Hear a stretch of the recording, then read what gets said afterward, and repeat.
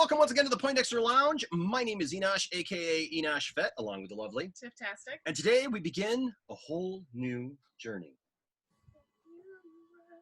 That's right. It's a whole new world. It's a whole new thing. Today we bring you the first ever Poindexter Council. I have assembled from parts all over, parts unknown, all over the world, all over the galaxy, some of the greatest minds of nerddom, or the guys that I know. Wow. And what we do, and so we are going to talk about topics. We're gonna break down some of the news that happens during the week from a nerd perspective, from our perspective, because we're all people who have these conversations with others. And if you're like us, we talk about it all the time. It just goes over people's heads. We're going to talk about these things kind of in depth and talk about what we think about these news stories, what we feel could happen in the world of pop culture and nerddom in general. And so I bring you the first ever Council of the Poindexter, or whatever we're going to call it. I don't know yet. So first of all, we've got Johnny up here. Johnny, say hi to everybody. Tell us what your nerddom is. Hey, everybody. So big Star Wars nerd. Also, Back to the Future is one of my jams. And then also big Marvel and DC guy. I love the darker DC stuff. So when you get into like Frank Miller and that kind of stuff, that's my jam. So. And Johnny has already been on the Poindexter Lounge. You may recognize him from my Man on the Street impromptu video about He-Man from Kansas City. That was just perfect timing. It worked out well. I was making a video, and there was Johnny, and I was like, oh, I got to get Johnny's perspective on this. So that worked out really well. So welcome, Johnny. Thank you. Also, down here, we've got Harrison. Welcome. Thank you. So I am a avid Marvel fan. Anything Marvel. My favorite Marvel movie is either Civil War or Winter Soldier. Captain America is my guy. And DC, anything superhero really. Star Wars, I love Star Wars. And yeah, that's kind of my jam. So yeah. Well, welcome to the council. And then, of course, he's no stranger to the Poindexter Lounge. If you're around and you're part of our live streams, you know that he is my go-to guy for pretty much all things DC. If I don't know it, and I got this stinking encyclopedia right next to me on the couch, but the DC encyclopedia. But if I don't know it, this guy's a walk-in encyclopedia for it and many other things. Caleb, welcome. Hey, what's up? I am a big DC fan. You know, I grew up watching Batman Begins and Dark Knight, and I'm also a huge Star Wars fan. You know, I grew up watching the VHSs over and over. Mm-hmm. So that's awesome. Well, I am glad to have you guys here, and of course, you all know the lovely Tiftastic, who's a true Jedi. She's I got this from when we were in Disney. That's right. She got that from the planet, from Galaxy's Edge itself. So it's official. And so we have a female nerd perspective also here on the council. And you'll see that in the future we'll have other people join the council at times and talk about this stuff. And we're just going to have some fun. So today we got 3 topics, and we're going to jump right into the first one because this is one that just won't go away. And part of it, I'm glad that it won't go away, but I just wish a decision would be made. And we're just going to talk about that. Since debuting in the role of Superman in 2013's Man of Steel, Henry Cavill has played Superman to critical acclaim, as well as taking some hits from fans for the way Superman was portrayed in his series of films, including Batman v Superman and Justice League. Superman movies had basically been on hold, and Cavill's future as the last son of Krypton has been up in the air ever since. A continuing will he or won't he has progressed. In 2018, it was reported that Warner Brothers were looking away from Superman and planned a Supergirl movie. In contrast, 2019 Shazam included a Superman cameo in which Cavill was rumored to have originally reprised the role, but could not due to scheduling issues due to Henry taking the lead role in The Witcher on Netflix. Yeah, it's pretty good. Toss a coin, deal, Witcher. Yeah, some crazy stuff in there, but whatever. That's the third game. But Cavill has always maintained, though, that the cape was still in the closet, and there has never been an official statement that he was let go from the role. This led, of course, to seeing a DCEU Superman from the neck down in Shazam. And now, after a campaign to release the Snyder Cut, which is a whole other thing that we could talk about, of Justice League, it seems there is a growing fan support for a Cavill-led Superman sequel. Reports surfaced this week that Warner's is finally listening to fans, though, and that they have canceled the plans for the aforementioned Supergirl, realizing that they need to get Superman right and up and going before moving on to other characters. So the question to the council today, and yes, I wrote that. I didn't steal that from anybody else. I wrote all that. Aren't you impressed? I am. I am. Thank you. Thank you.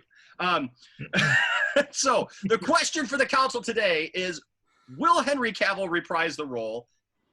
And should he at this point with the current state of the DC EU? Caleb, you being the big DC guy, I'm going to go to you first. What do you think of this news? Well, I kind of have probably an unpopular opinion. I think that DC should move on from Henry Cavill. Okay. I was a big fan of Man of Steel, and then I watched Batman v Superman, which just, in my opinion, was horrible. Not the movie itself, but just the way it portrayed Superman. Okay. I don't know. I just couldn't really get behind it. And then Justice League happened, which was something in and of itself. But yeah, I think that this on again, off again thing is not going to work, and that even if they get Superman in for one movie, what if he's not in the next? You know. Mm-hmm. And I'm just either stick to it or just move on. You know, don't make a decision. You know. Yeah. Well, it has. It's gone back and forth. You know, the same thing happened with Ben Affleck for so long about was he going to be Batman, was he not going to be Batman, until we finally got the statement that he wasn't Batman. But the overall consensus was that he was not going to come back as Batman. You know, that was kind of, no matter what was said, everybody kind of felt that that time was coming when he was just going to say, yeah, I'm done. And that time came. With Henry Cavill, though, it's been a little bit different. You get some naysayers who say, yeah, he's done, but then nothing actually points in that direction. But when he signed on for a certain amount of years and movies and stuff. Yeah. So, Johnny, what do you think, man? Well, I think we're still trying to see Warner Brothers, DC get Superman completely right on the big screen. I mean, for so long he's been played as the reluctant superhero, and it's almost like he's a little shy. I mean, he's one of the most powerful men in the universe, and he's not always portrayed that way. I think Man of Steel was a great step forward, and I really enjoyed that. And then you've got Batman v Superman, where his character was just, it was strange. It was strange. It had some good parts, but then you have the extended cameo in Justice League, and it's like, where are we going with this character? I mean, I think Henry has done great in the role. I think he's been fine. I think he really enjoys playing Superman, and I hope there's a way they can bring him back. But I just want to feel like they're getting it right, and I don't know that Warner can do that at this point. I mean, Justice League played more like a Marvel fan service movie than it did a DC superhero movie, you know, and it's just been strange. I mean, I would love to see Superman get up there and no holds barred, but I think DC is they're a little leery. You know, they want to appeal to as many people as possible, but they don't want to upset fans, but they haven't found the right mix of making a good movie and incorporating a little bit of fan service. And I don't think Henry can be blamed for that. I think he's done well. And you know, and sadly, and this isn't going to go away anytime soon, everybody keeps getting compared to Christopher Reeve. And so I think, you know, one of the things like I thought Brandon Roth was amazing in Returns, but he was praised more for his impersonation of Christopher Reeve than he was for playing Superman. And, the first time Henry put on the outfit, it was the same thing. People are like, oh, well, he really pulls off the Christopher Reeve. Well, is he playing Christopher Reeve playing Superman, or is he playing Superman? And I don't think DC's been able to escape that shadow yet. No, I totally agree with that. I mean, at some point, I'm part of Superman group because I am a huge Superman fan. I mean, my son's middle name is Jor-El, and if I would have had a second son, his middle name would have been Kal-El.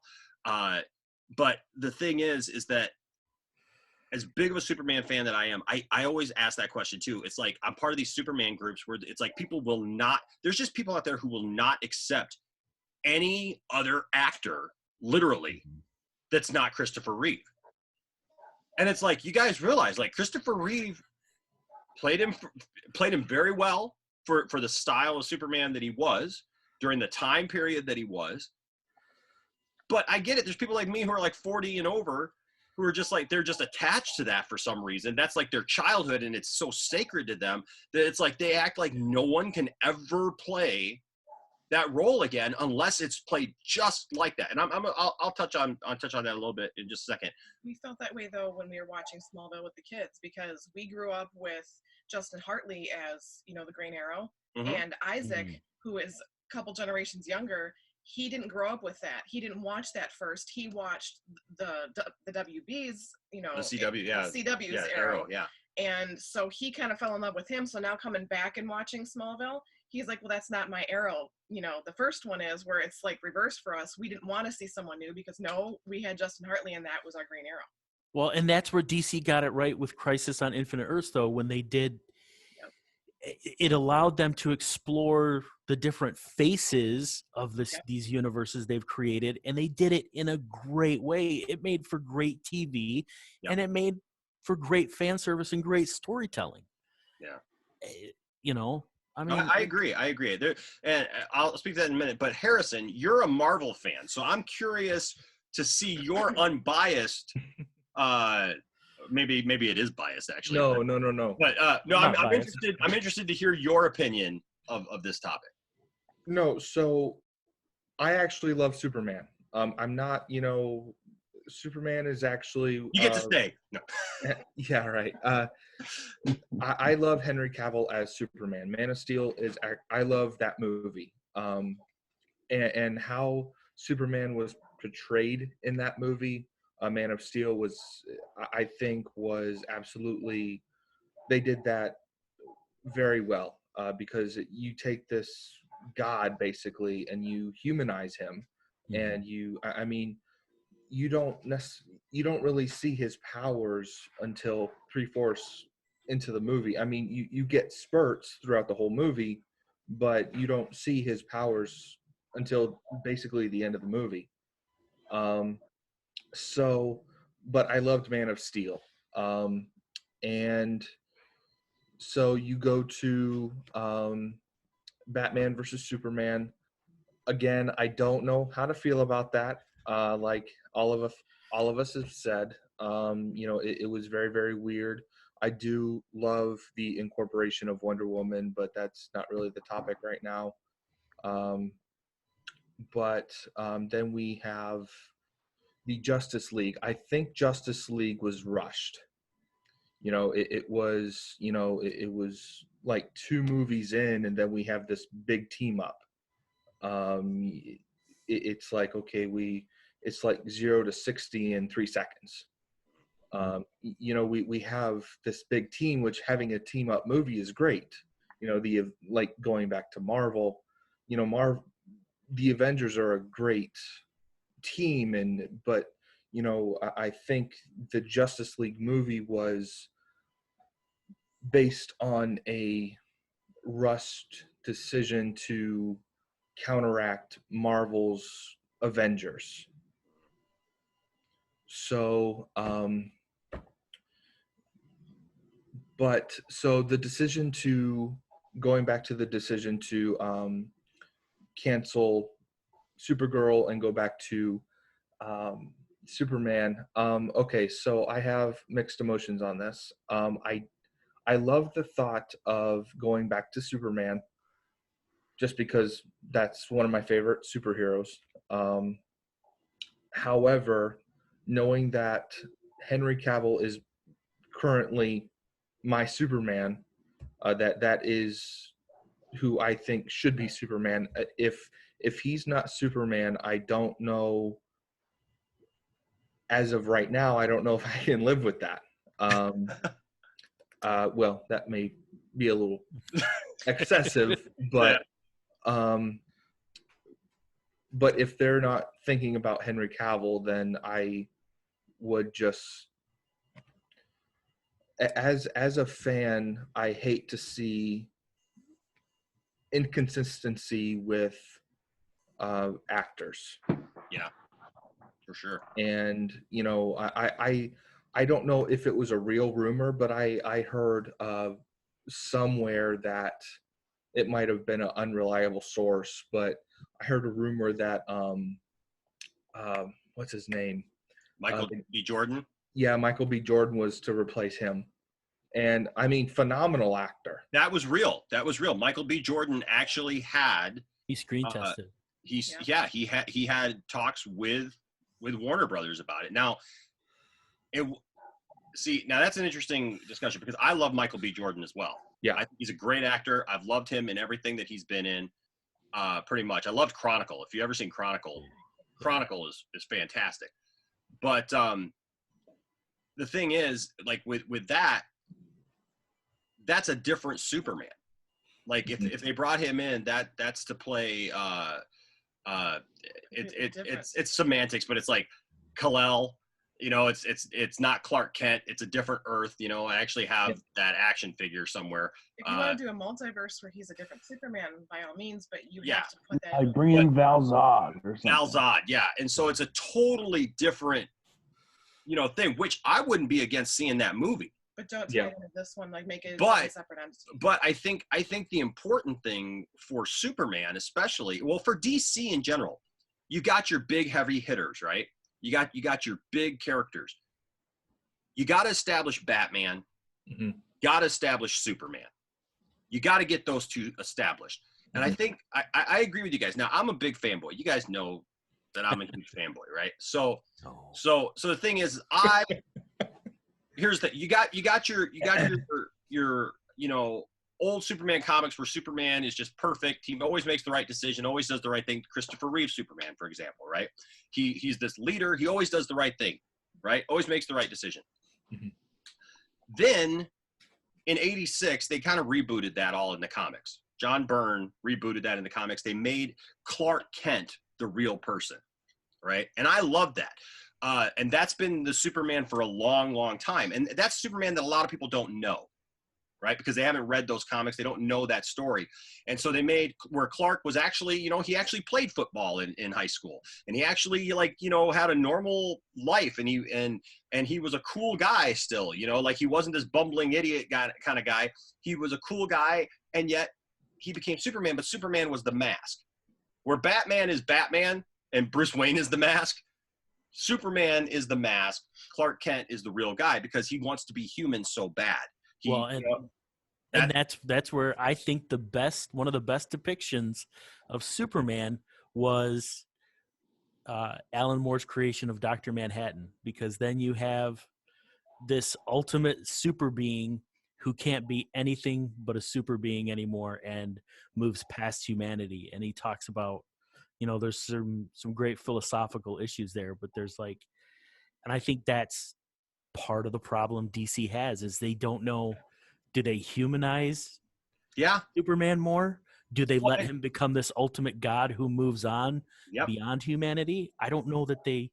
Well, see, and that's been the problem. But the problem also is people don't know what they want from Superman because you had the Christopher Reeve Superman, which for a long time, I remember growing up, once those were done, all of my friends hated those things. Like all of my friends thought they were too cool for that Superman. They thought that Superman was, cheesy and whatnot. And so, they were too cool to watch that anymore. So then, it leaves DC with well, where do we go from there then? If people feel that our property is cheesy, we're not going to reproduce that Superman.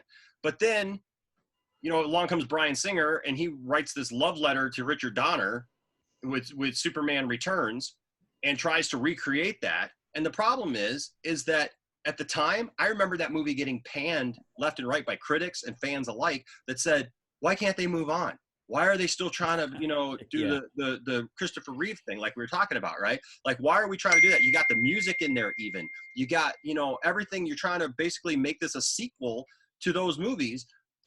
And so it got panned. Then all of a sudden, DC tries to step back and say, okay, well, that's obviously not where people are at with this character. Let's go ahead and go with the comic book angle where Superman has to deal with a lot more. Like, should I use my powers? Should I, like, who am I really? I'm this alien in this world, with all these powers and everything, but what do I do? How do I fit in? And so they make Man of Steel. And then it's amazing to me because when they made Man of Steel, all of a sudden all these critics and all these people, I saw these posts and stuff going, well, why can't they make it like Christopher Reeve? Like, why can't they make it like upbeat and fun and stuff? And it's like, guys, now look, I agree. Batman v Superman took this very dark turn. But I think some of that was trying to, there were too many movies in Batman v Superman. Yeah. Right. Name. I mean, like seriously, they tried, putting in Dark, the Dark Knight, with, Batman versus Superman, basically, the death of Superman angle, just so many different things that just got stuffed into that movie. I also think that they should have incorporated Wonder Woman in a different movie. Probably because there was just way too much in that movie. Yeah. And a lot of change.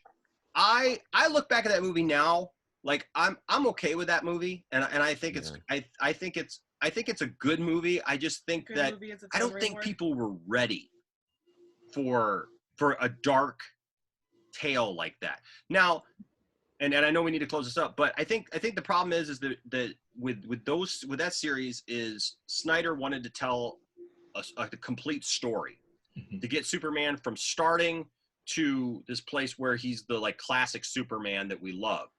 The problem is that I don't think that's communicated very well, and I don't think people gave him the chance to really flesh all that out, because we live in a world where people judge you immediately by whatever they think of it. And so by that time it just kind of, destroyed the whole thing, and everything kind of crashed. And obviously we got what we got with Justice League, where it seems like a movie that was kind of pieced together, kind of jigsawed together, and it is what it is. For me, with Henry Cavill, I'm with you, Harrison. I don't want another Superman at this point. I want Henry Cavill to come back. I want Henry to have a proper opportunity to play that role the way that we know he can, and he wants to. He is, if you look up articles of Henry Cavill, he talks about it a lot, where he's got ideas even of the kind of Superman that he wants to play, of the storylines that he wants to cover, and all those things, and he wants to be that positive force, and the guy gets being Superman. Yeah. Well, I'd love to see him play a live action Red Son of Krypton. That's one of my favorite Superman books, hands down. Really? So I would just, I think that for me, I want him back. I just want them to make a decision, right? Now, the big push on this right now is actually, and it's a weird thing to do, but we all know Dwayne "The Rock" Johnson is he was a big producer on Shazam and getting that up and going, and he's playing Black Adam. And so his ex-wife is Henry's manager, and actually his ex-wife is also his manager, because they're still friends, right? And so apparently The Rock is the one who's really pushing Warner Brothers and saying, no, you need to keep Henry on, because he wants to somehow get Black Adam and that Superman in the same movie together where he can collide with that, and he wants Henry Cavill. He doesn't want some new actor in there. He wants something established. So it'll be interesting to see what these next days entail. Tiff, I realized I didn't say anything to you. Give us your final word on the Henry Cavill issue. Final words. Well, I love him for a plethora of reasons. we were this close to meeting him. It's because he looks so much like me and we have the same body. That's what it is. Absolutely. When his shirt burned off and you know that movie when he that happens to me every Tuesday. All the time. But I actually love him. I grew up also being in my 40s. Grew up with Christopher Reeve, and I love him as Superman. I thought he's my childhood. So when Henry Cavill was brought in, not just because he's easy on the eyes, but he embodied this generation's Superman. You always, you can look at, and I love all the different Superman movies. We got to meet Brandon Routh, and rewatching all the Superman movies with the kids. I did like Brandon Routh's take. I loved it more in Crisis when he played Kingdom Come Superman, because I felt like that was more of, he finally got to rectify some things that he didn't even like about the movie. But to me, I think, when it sounds funny, but when you see Henry Cavill even shirtless, it's like, he doesn't need the muscle he doesn't need the muscle suit. He is, Superman with or without the costume to me. Yeah. But I also do agree with Harrison and you, not just because you're my husband, but I want to see a movie where he is given a chance to just, he wants to be Superman. He wants to play him. He wants to add his own, flavor to it. And, yes, there's some things that were in Batman versus Superman and Justice League. And I don't feel like he got as much in Justice League because they had to put the team together and then, oh, by the way, now he's back. But it was those little nuances, when he was coming back, when the Flash is, circling around him and he looks at him and it's like he's got all of them, and he's holding them. Those are great moments. And I love that. Or when they're fighting, is it Steppenwolf? Yeah. And he hears and he's got to go help the people. But then when he comes back, those little tiny lines like, is this guy still bothering you? That's the kind of Superman I want to see in his own movie. We've seen the one where he was a kid growing up, dealing with the issues of, hey, I'm a kid and I don't want to beat this kid up, so I'm gonna grab the fence and so. What's the line like? I love truth. I'm a big fan of justice. Yeah, exactly. that stuff is just awesome. I think they've had tidbits and bits within the movies, where if they can just give them a chance to kind of put it all together and then let the fans make up their mind. Because it seems like they're going to go back and forth. I like this, I don't like this. You're acting like, Christopher Reeve, or you're not doing it enough. And let him have his own movie to give him a chance. And then after he's given that chance, given creative liberties, given the right, director, producer, if you don't like it after that, fine. We'll move on from there. But I want to have a chance where, same with Harrison, I don't want to go back and forth. Give us a chance. He's had you got Batman versus Superman, you got this. We should have had Man of Steel 2 before putting Justice League, before putting other movies together. It was too quick, I think, because of Avengers. Me too. We need to keep up with them. I think that he needs his own movie and his own chance to shine before, people lambasting him for. And I want to add that I'm not pro Marvel to the point that I want to, have Marvel demolish DC. I want to point that out. I'm just for superheroes. I think Marvel right now is. I don't think it's a secret that Marvel is. Let's just say they're doing good at the box office. I don't think that's a secret. But I think DC,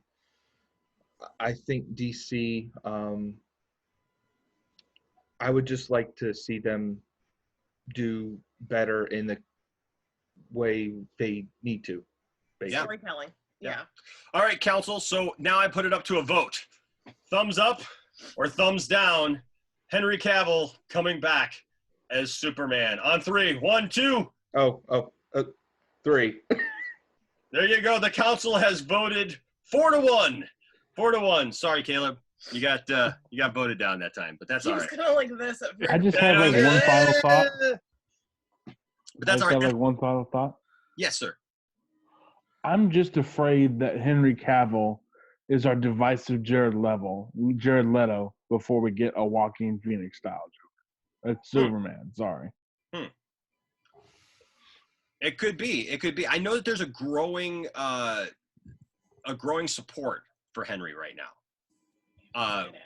Sorry. Within the fan community, there is a growing support. So I think some of that is kind of turning his way. And I think what Tiffany said, if he gets a chance to do it, that'll be the deciding factor for people. You know, if like he gets his own movie, gets if he gets a fair shot to play the Superman that we love, and then they don't like it, and then he doesn't pull through, you know, that's on him. then yeah, I think you got to figure out what you're doing next. Next topic. Good job, guys. Next topic. So, another big thing that I love was announced this week, and we talked a little bit off air about this, but so now we kind of got some different ideas on it. But we all have watched The Mandalorian on Disney Plus. Should have brought my baby Yoda in. Mandalorian has become a sensation. People who had jumped off the Star Wars train have jumped back on for The Mandalorian. They just love it. They think it's great. It is the way.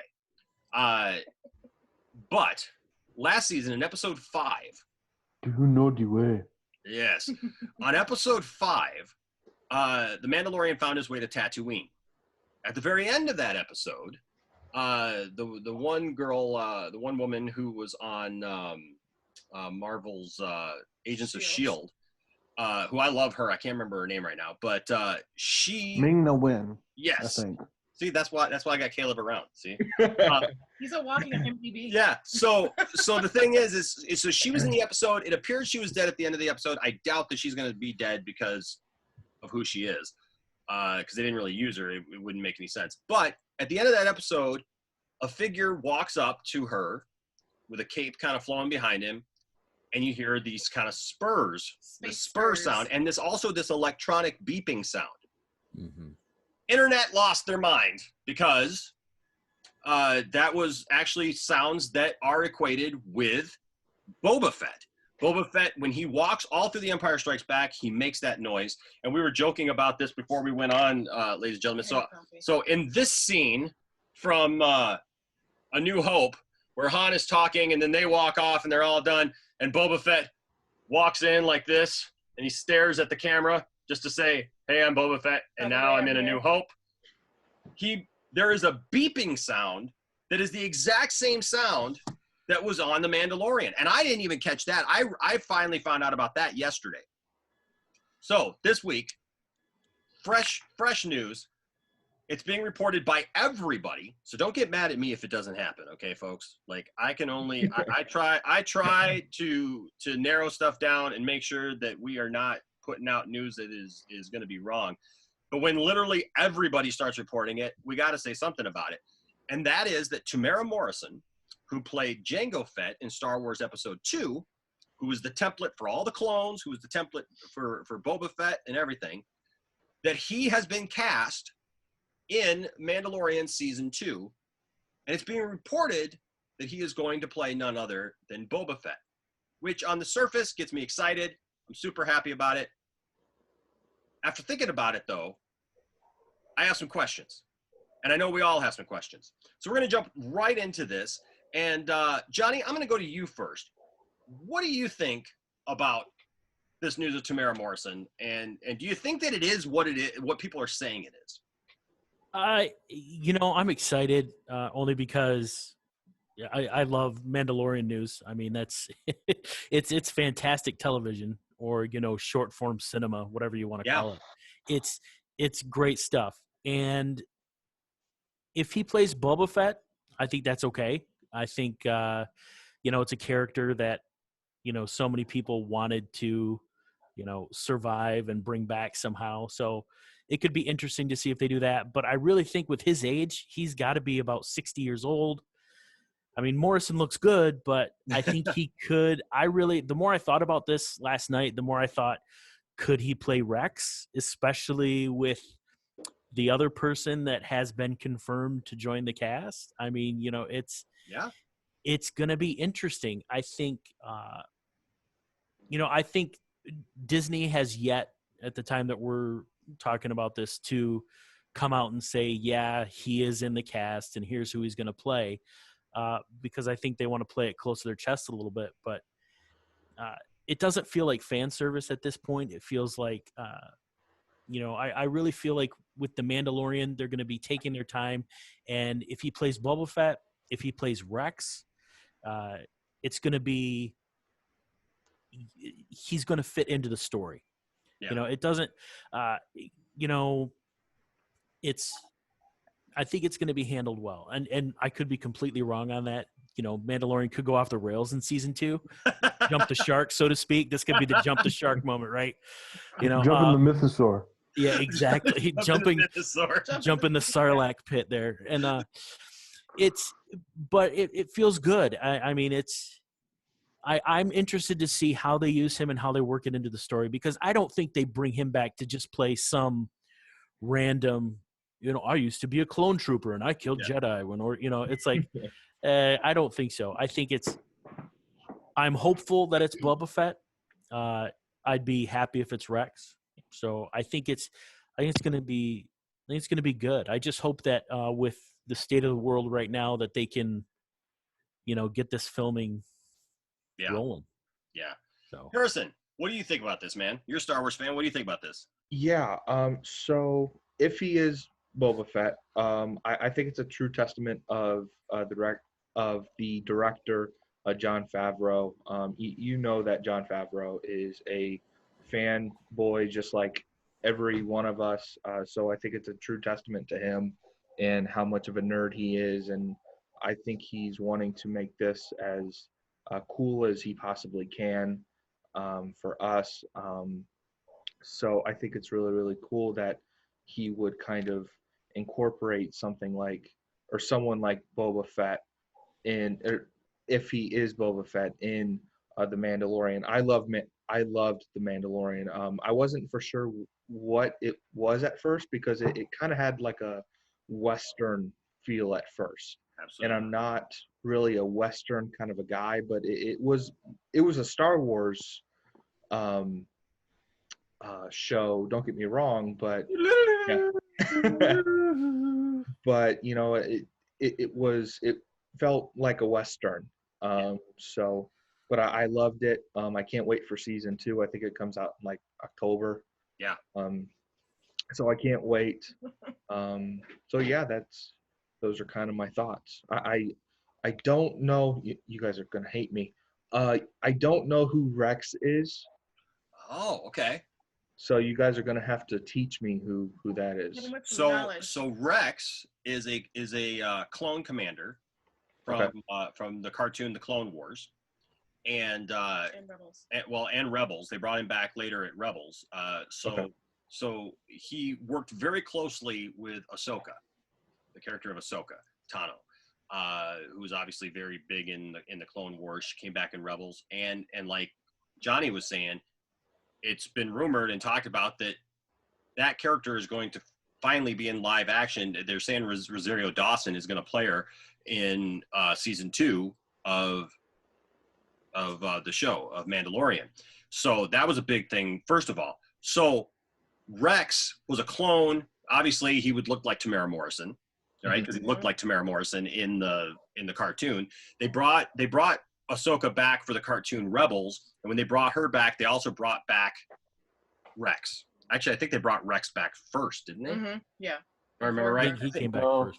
No, was Ahsoka first?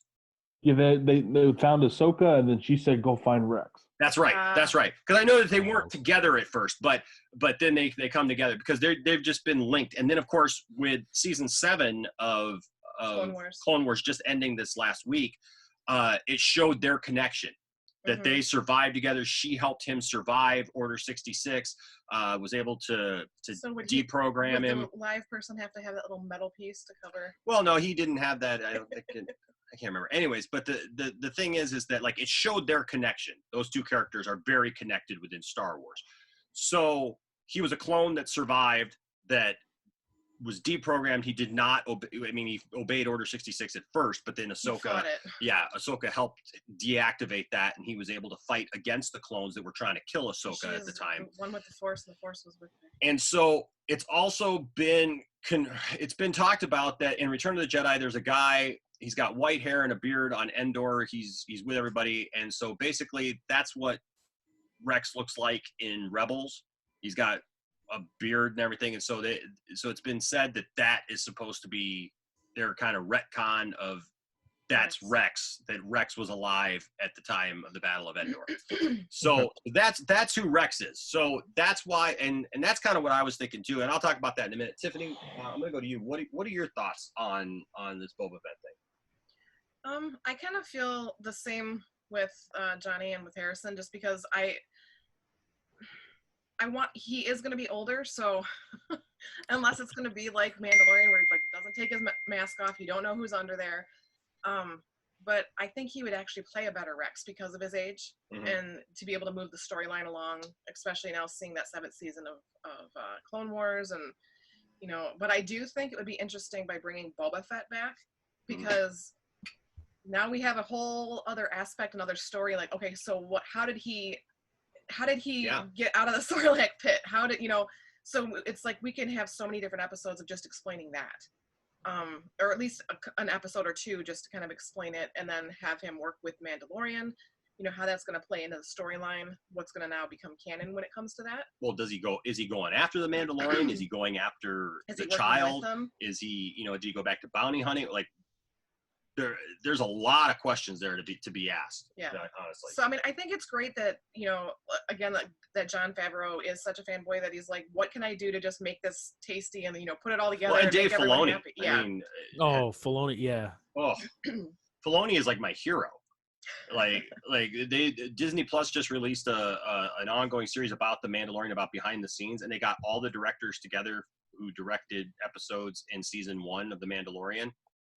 And to just listen to Filoni talk about his, because even though Jon Favreau is the showrunner, Filoni is basically what it showed was Filoni is the lifeblood of that show. He's the one directing where they're going with it, kind of what the show is doing. He just has the voice of Lucas. Yes, and that's been the cool thing. I loved, and he's like Lucas's Padawan. And that's a different topic, but he said something in that episode, in that first episode, that I found very interesting, because he said when he interviewed, like, he didn't think he was going to get it, but he sat there waiting for George Lucas to come in and talk to him. And when he's talking to George Lucas, he's like, I don't think I'm going to get this job, but he said, but now I've got so much more clout with all my friends that I argue with about Star Wars. And I was thinking about like so many conversations that I've had, because he sit there and he's talking about how George was telling him things about the Force and about the Jedi and stuff that he had been saying for years, that like he agreed with George, but like he wasn't even telling George, yes, I agree with you. He was just like, yes, I'm going to sit there and just soak all this in because all my friends don't get this. They don't understand what Star Wars really is. I get it. And he's like wanting to tell George, I totally understand. I've gotten you this whole time, and I was listening, and I saw it. And so, I think that given those things, those people who are running this show, I agree. They want to give us something that is fun, that is not too much fan service, but keeps you coming back for more, right? So, Caleb, your thoughts on this, buddy? Well, first thing I want to say, if any of y'all haven't watched Disney Gallery yet, y'all need to watch it, because episode 2 is all about George Lucas's legacy. Yeah, I haven't seen episode 2 yet. That's today. But I'm kind of more leaning towards Rex. I want it to be Rex, because I just finished Clone Wars and I need to know more. But if it is Boba Fett, I just kind of hope they address his incompetence in Return of the Jedi.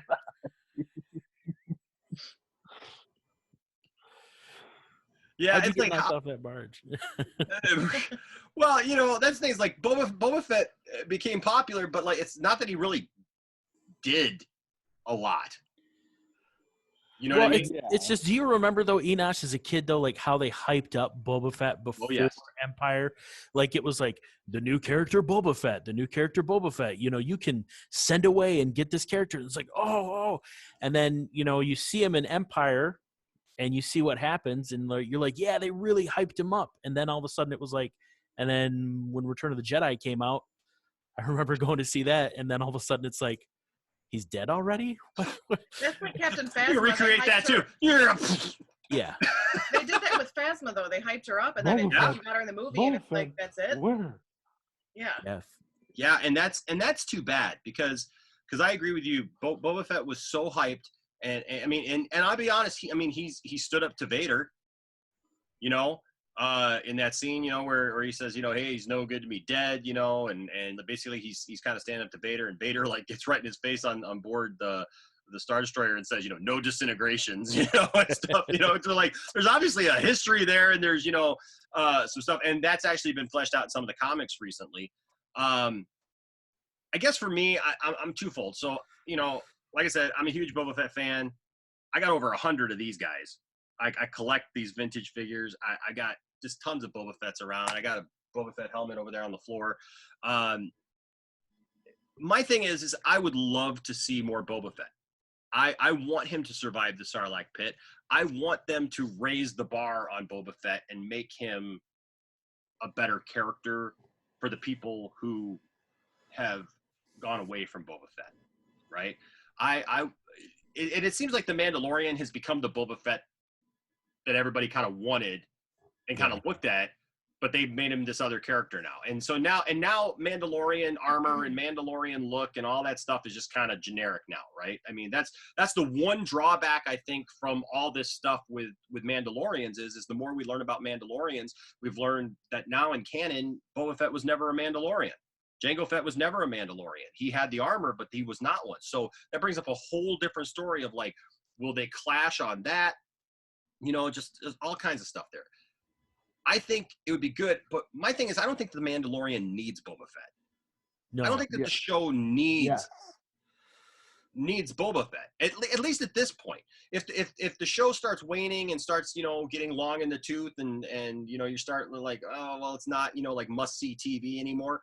Well, then you do something like, hey, guess what? We got Boba Fett over here, and Boba Fett's going to come in, and, you know, you hype that up and you get people watching again. I don't think it's at that point. So Din Djarin v. Boba Fett. What's that?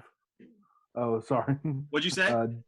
Din Djarin v. Boba Fett, Dawn of the Mandalorian. Yeah, you know, you hype it up as an event, right? But for me, like, as much as I would love to see Boba Fett, and I think it'd be cool if we get Boba Fett, and especially if you have Tamara Morrison play him, because that is who should play him at this point, if you're going to show his face. And not just his voice. And I'm a fan of the original voice of Boba Fett as opposed to Tamara Morrison being put in there, but that's a whole other discussion. No disintegrations. Yeah. But for me, I'm at a point now after thinking about this last night and really looking at this for what it is, as much as I would love to see Boba Fett, and I think it'd be cool, I think that people are reporting stuff now possibly based on their wants instead of looking at it for what it is. Because with Ahsoka Tano being in there, with also the evidence points that it's more likely that he would play Captain Rex. I would say it's Rex wearing the Mandalorian armor from Boba Fett. I think that could be a twist they would throw in there. That'd be cool. Because I think he and Ahsoka need the child, and I think he rescued I can't think of that bounty hunter's name there in episode 5 that he rescued there at the end. I really think that's going to turn out to be Rex in Boba Fett's old Mandalorian armor. Something. I just think that the signs just kind of point, as much as that kind of like makes me go, oh, but it's not Boba Fett. I'm still excited for that because it'd be a live action Rex and it would make sense, especially right? With Ahsoka, with those characters. Well, so, DNA, speaking of this, John Boba Fett. Right? It's I mean, it basically is. So, you know, I don't know, but I just, part of me just would love to see Boba Fett get the respect that he's due, like to live up to that hype, Johnny, that you were talking about when we were kids. That like. Boba Fett, man, was something. I see that. I wanted to see a movie though. I felt that they should have included Boba Fett in the Han Solo movie, where like you tell like why do they have a history? What is their history? You know, obviously there's something there. What is the beef, right? Yeah, like to quote Jared Leto, he wants a beef. You got a beef? They got a beef. They got something, man. And so so like, what is that? You know, instead of telling some crazy, you know, and that's Solo, you know, instead of telling some crazy story where Han's doing a bunch of stuff that nobody cares about, and like, and you're showing him do stuff, you know, like, oh, how did he get his blaster? Okay, that's great, but really, it's a blaster. I know, yeah. Right? Like, who cares? I would rather hear about how, you know, he rubbed Boba Fett the wrong way, kind of like, you know, Peter Griffin rubbed the chicken the wrong way, and they just like, now they're fighting forever. Right? I'm never gonna see him again. Right. Yeah. So I, you know, so I think that I agree that as much as I would love to see Boba Fett, I would not be surprised at all if it turns out to be Captain Rex. And I'd be okay with that. And I'd be okay with that. I would be okay with that. So, all right, guys. So time to vote. Boba Fett, yay or nay? Like, who's he playing? Yeah. Is it going to be Boba Fett or someone else? Okay. I'm gonna go back. Yeah. And you know what's funny? You'd asked me 24 hours ago. I was like all in, man. I was like so all in, but I can't. It's just this. All I think of is Mel Brooks. So, okay, and then finally today, the final topic we're going to cover today is kind of a serious one, and it's been a conflict for me, and it's not. I mean, it's nerdy news, but it's something that I think societally, is that a word? It is now. It is a word now. In society, we deal with this kind of stuff a lot, and it's just kind of one of those things that hits home for the nerd community. So this last week was obviously May the 4th. Big, huge celebration for Star Wars. Give a list when you say it. May the 4th be with you. May the 4th be with you. But a big, you know, kind of semi-holiday for Star Wars fans, you know, to kind of gather. Obviously, a lot of news and stuff comes out on May the 4th. New toys came out on May the 4th. It's a big deal. And so before we get into this, so I support our law enforcement people. I feel that they have a very tough job to do, to keep people safe. I think that most law enforcement people do their job very well. That they're there to serve their communities. I have known plenty of police officers and sheriff's deputies and things over my lifetime that's where their heart was. Their heart was not to harm. Their heart was to protect and serve. Mm-hmm. And I think that that's a very important thing to put out there, because I think that there's definitely a feeling from people that, you know, the police are just out to get people, and they're just bad. Split-second decisions. Yeah, I mean, but that's the thing. Is like, it's easy to step back and look at somebody else and say, well, you should have done this differently, or you should have acted in this way, when you're not the one who deals with people on a daily basis, where your life is possibly on the line, where, you know, it's like when just pulling someone over would stress me out. Yeah, you pull somebody over. I mean, like, look, most people have interactions with just a normal person, and their anxiety goes through the roof. Imagine pulling somebody over that you don't know who they are. You know that they're speeding. You know that they're doing something that they're not supposed to do. Do they have a weapon? But yeah, you just don't know. So that being out of the way, I agree, and I understand that there are always going to be those people who abuse their power, right? I'm not saying that police departments or sheriff's departments or whatever are perfect by any means. But this week, something happened that hit me pretty hard because of the fact that I support law enforcement, and that is on May the 4th in Canada, there was a young woman who was dressed as a stormtrooper. Actually had a really good stormtrooper costume. And that aside, yeah, very authentic, and hired by somebody to stand outside their establishment, hold up a sign, basically promoting May the 4th. Just a fun time, you know, a fun thing. But she had a stormtrooper blaster, a plastic stormtrooper blaster. So within an hour of her being out there, there were a couple of calls to 911 saying there was somebody out in front of this, you know, establishment with a gun, with a weapon. Police come out, they start talking to her, and the story goes, and I'll put links to the story, the various stories down in the description below. But I know a lot of people have already seen this, and that is, the police come out, they start questioning her. She's still got the helmet on, You know, I mean, the whole thing, they're demanding that she drop the weapon. She did drop the weapon. She got rid of the weapon. She was trying to explain to them what she was doing, who she was, you know, why she was out there. Saying sorry. Yeah, sorry. Probably saying sorry. But they wanted her to get on her knees. Obviously, when you're in that costume, it's not so easy to just go, okay, you know. That's why they fall down, because they can't just kneel. And she tried to explain that. They weren't having that. They wanted her on her face. At one point, the guy filming it walked up to one of the police officers, and the police officer said, you know, it's fine that you're filming this, but you need to back up and shut up, basically, and stay out of it. And he's trying to explain, it's like, she's dressed as a stormtrooper. It's Star Wars Day.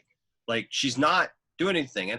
And so there was that. Plus, the owner of the establishment comes out at one point and tries to explain the situation, that he hired her, that he was the one who had her out there, you know, and they just would not listen. And apparently she got roughed up a little bit. When they knew that they were filming, a truck pulls up, kind of blocks the view. And apparently when it was done, there was blood on the cement, and they arrested her. As far as I've been able to see, she was let go. But it was a pretty big ordeal. And I'm sure that was quite traumatic for the girl to go through. I mean, you're just standing out there trying to promote a business. I've dressed up like a chicken before for a business, and, you know, held a sign outside, you know, on Miller and Linden Road there, guys, for you guys around here, like, being stupid. Like, I can't imagine, you know, that being taken that seriously. Too. I mean, a woman, yeah. I couldn't imagine just being a fangirl and being like, I get to dress as a stormtrooper to promote this, and then you get roughed up by the cops. You know, and so, like, I've been trying to process how I feel about that, because, and I don't think that there's like a right or a wrong answer. I just thought maybe we could have a discussion about that, like, of what we thought about it, what could have been done better maybe, and how, I don't know, just how do we look at things like that in light of what it really is, and how do we go forward as a society where they can't, you got to have good judgment. When you see somebody in a stormtrooper costume, you know, I know it's hard because, look, bad stuff happens. People do bad stuff. I mean, look at what happened in the Batman movie a few years ago, where a guy stood up and, you know, shot up the theater, right? So just because she's in a stormtrooper outfit, I know it doesn't mean that it's perfectly safe. But, like, when people are trying to communicate that to you, even through a stormtrooper helmet, you know, which is bad enough, like, how should we react to stuff like that? And what are your thoughts and feelings of it? Harrison, I'm going to start with you this time. Well, what happened ruins things for people like Comic-Con. You know, they take pride in what they do for Comic-Con. You know, yes, it was kind of out of the ordinary that it happened at, did you say a mall? No, it was actually like a restaurant or something. Like, yeah, right out on the sidewalk. Yeah, okay. Right out on the sidewalk. So yeah, it was kind of out of the ordinary for it to happen there. But I mean, I have mixed emotions about it, because, you know, mixed emotions. You know, I think the cops should have, you know, taken, she didn't do anything wrong, did she? Well, no, that was the thing, was like, on the video, it doesn't appear that she's resisting. She does try to explain to them that she can't get on her knees, you know, right, like real quickly, you know, like normally if it was just us out there and the cop told me to get on my knees, I just dropped to my knees. But she said the costume doesn't allow me. But she keeps saying the costume doesn't allow me to do that. They wanted her on her face, and that was why she ended up getting roughed up, because they ended up forcing her to the ground, because they acted like she was resisting. Forcing. They just waved and said, get on the ground. But no, they kind of forced her to the ground after that, because basically it didn't appear that they were actually listening or taking into account. In those high stress situations, though, sometimes they're not. And that's the problem, right? Like, I can't demonize them for doing their job, and being concerned. But then, like, at what point do you step back and go, okay, this girl's in a Star Wars costume. She's outside of business. The owner came out. All these people are trying to tell me this. The guy taping this. the girl is just a girl saying, hey, I can't get down on my knees, help me. Like it actually reminded me of a situation when I got pulled over by a cop once back in my long-haired teenage days. And I had a junker car. I had this 1986 Grand Am, and the window would not roll down. And the officer came up and like tapped on my window. He pulled me over, and he was already mad at me because I didn't know he was pulling me over. I was in a group of like line of cars, and he was motioning me for me to do stuff. So I was already confused. And finally he said, pull around here, shut the car off. So I pulled the car around, shut the car off. He comes up to my window, and I explained to him through the window. I said, officer, I can't roll down my window because it won't roll down. And he says, okay, open the door. So I slowly start to open the door, and he slammed it back on me. And I said again, officer, I can't roll down my window. So he opened the door, got me out of the car, and actually put me in the back of his squad car. He didn't rough me up, but he put me in the back of his squad car. And like that was a freaky experience for me, because it's the only time I've ever been in the back of a squad car. And I didn't really know what I had done even, but that's kind of what it reminded me. I was like, I was trying to explain to him what was going on, and he just wasn't having it. He was not having, like he had kind of tunnel vision of, he was doing his job. And so I can appreciate that. But in the meantime, like he scared the crap out of me, and I can't imagine being a girl and getting physically, so. Well, and I think too, I mean, it's after watching the cell phone videos of the incident and all that, I mean, you got to think the officers there, just a couple of days before there in Canada, there'd been the worst mass shooting in like recent history or in all of Canadian history, right? So these officers are coming there, there's like 2 or 3 of them. They've got their pistols out. One of them has an AR-15. They're trained on this girl. They can't hear her through the helmet already, probably, because, you can hear her kind of muffled going, wah, wah, wah, wah. I mean, and I think they're thinking, I don't want to say they're reacting emotionally, but they're operating on instinct almost at that point. Yeah.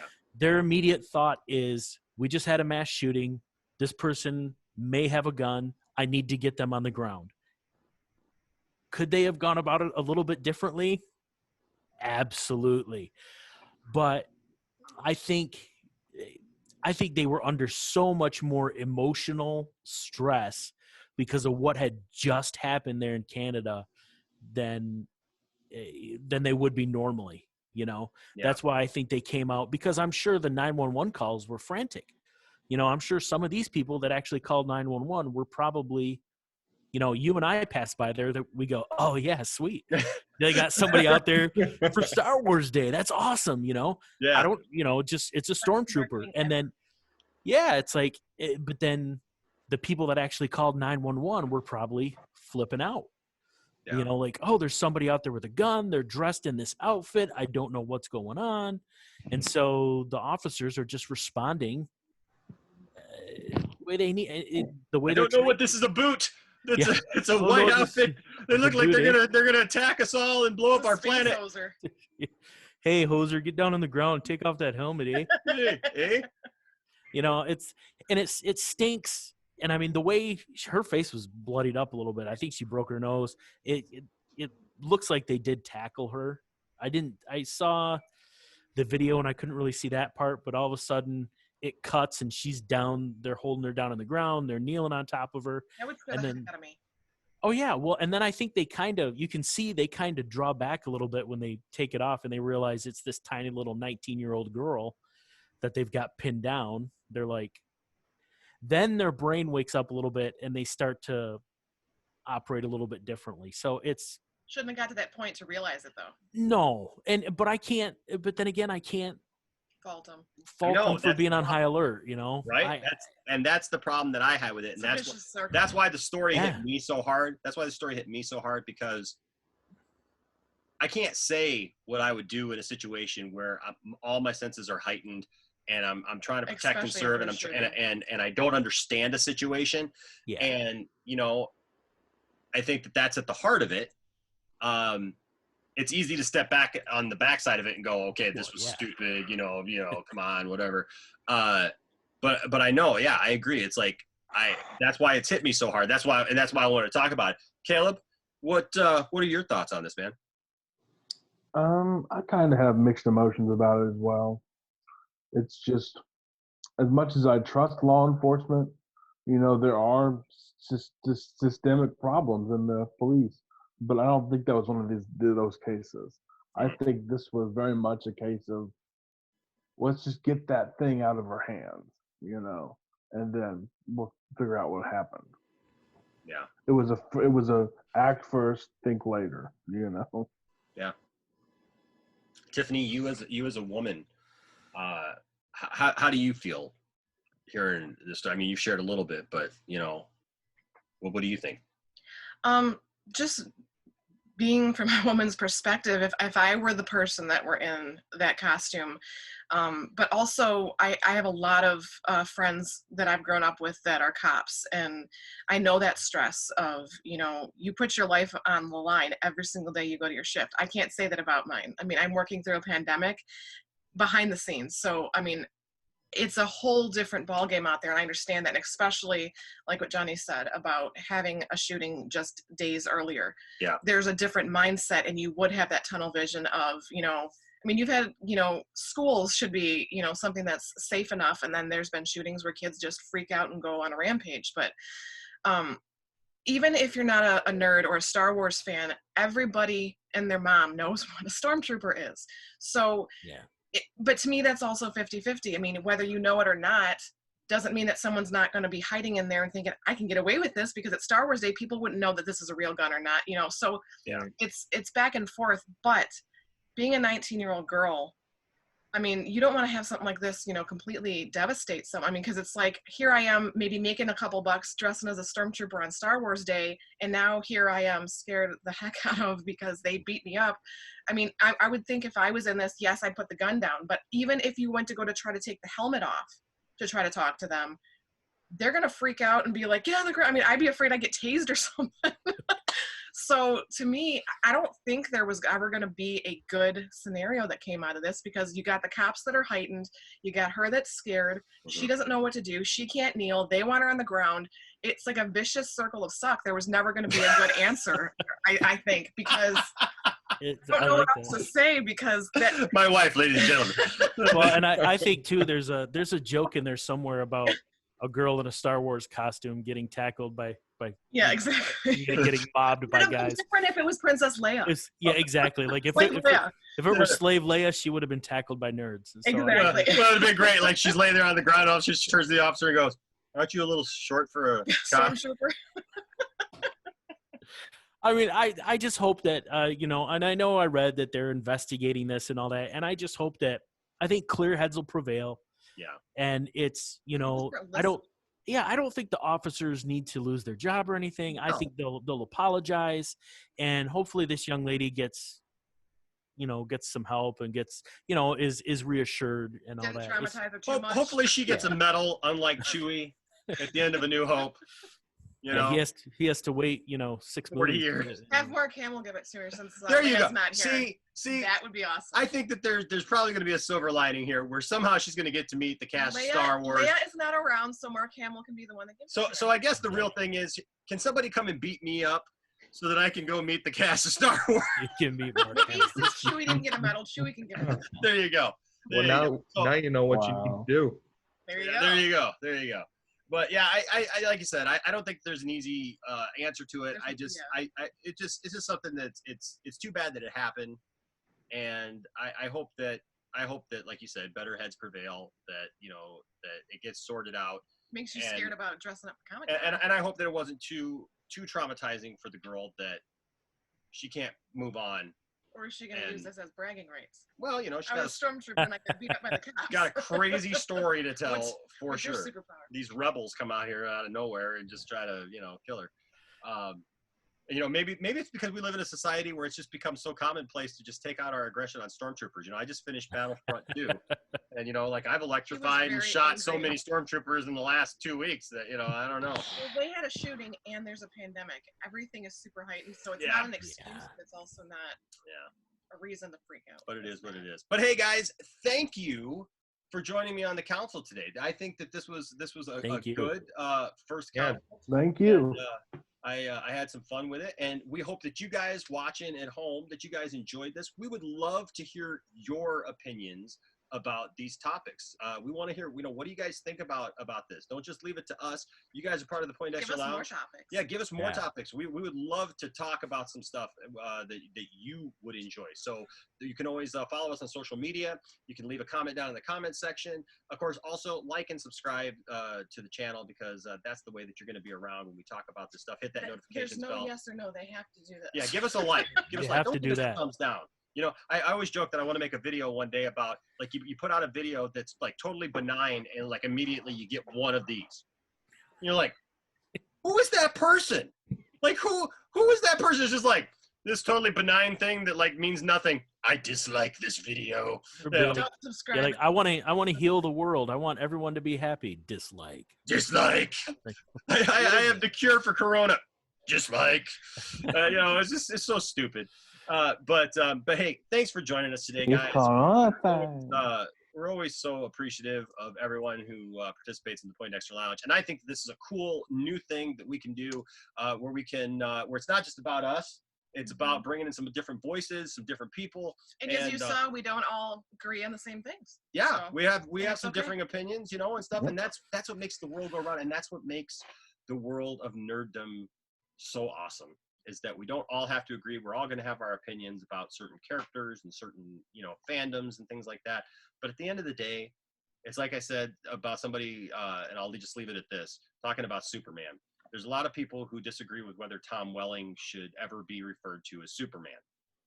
And I saw a fan art this week where somebody had done a picture of him and Erica Durant, but him in a Superman costume with Erica Durant, and somebody posted, said, that's insulting to the fans. He never wanted to be Superman. He's not Superman. Blah blah blah.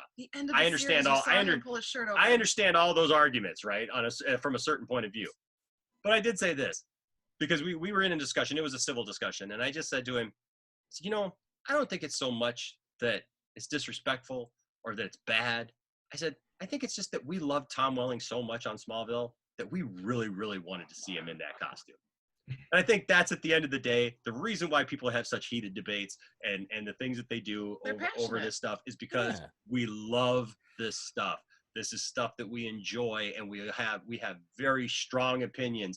And some of us have lived our entire life with one opinion, and then all of a sudden somebody comes up with another one, and we're like, wait, that's not the way I saw it. So there you go, right? So hey guys, thanks for joining us. Make sure to come back again when we have another Poindexter Council with more topics and more fun things to discuss. Till next time, we'll see ya. Bye-bye. Thanks, guys. See ya. See ya.